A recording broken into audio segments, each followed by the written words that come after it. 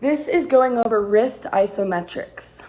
So on this sheet, we have 4 different exercises right here, and then 5 and 6 at the bottom.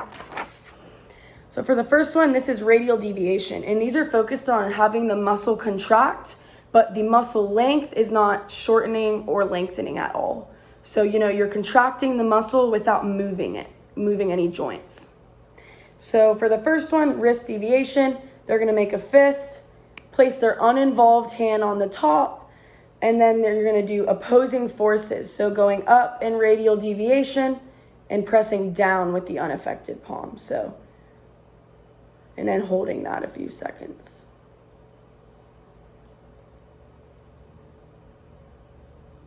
For the second one, this is ulnar deviation. So same thing, affected hand in a fist, but now you're gonna put the unaffected hand underneath, and now you're going to be doing the motion like you're going down with the wrist and you're pushing up with the unaffected hand. So at once, you're gonna do both those motions. So as you can see, I'm contracting the muscle in this wrist to do the ulnar deviation, but I'm not allowing that joint to move.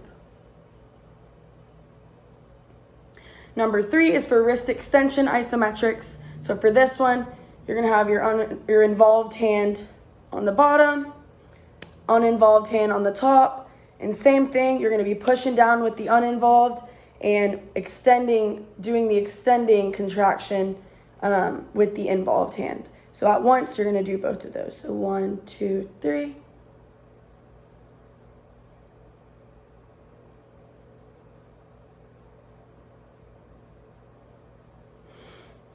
And then the fourth one, same idea, but now the uninvolved hand is going to be on the bottom, the involved hand is going to be on the top, and you're working to do flexion. So same thing, opposing forces. 1, 2, 3.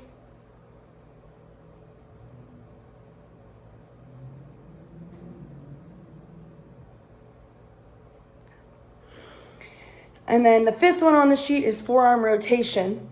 So that's going palm up and palm down. So for this one, you want to have the elbow tucked in at the side, arm at 90-degree angle here at the elbow, and you're going to put your uninvolved hand in the palm. You're going to try to rotate the involved hand downward, and you're going to do those forces at the same time. So 1, 2, 3.